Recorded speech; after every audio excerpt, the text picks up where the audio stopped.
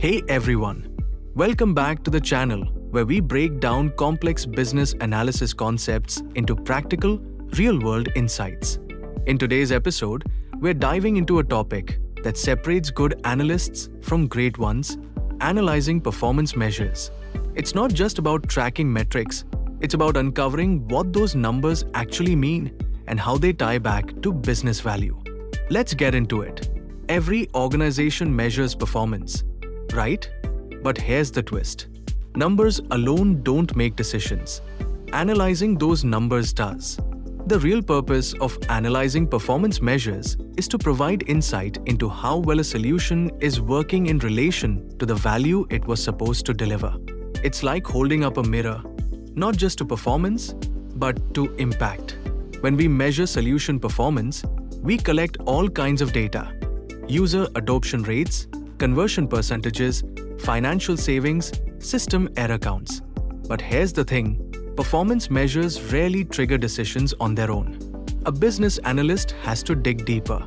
We look at the goals and objectives of the business, stakeholder expectations, risk levels and tolerance, and how those metrics align with real-world value. A retail company launched a faster checkout flow. Metrics showed a tiny 3% increase in conversions. But a BA noticed high drop-off at the shipping step.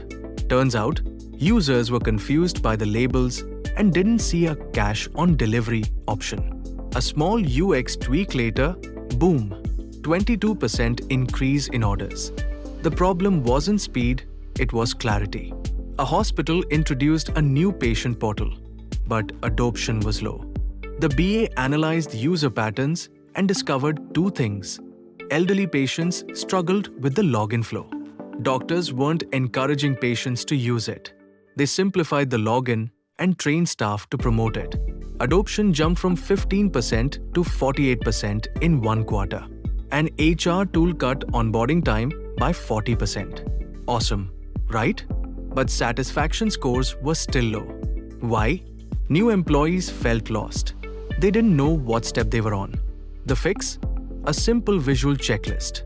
Performance stayed high, and satisfaction soared by 30%. Sometimes it's not just what's faster, it's what feels better. Here's the big lesson. Data tells you what's happening. Analysis tells you why.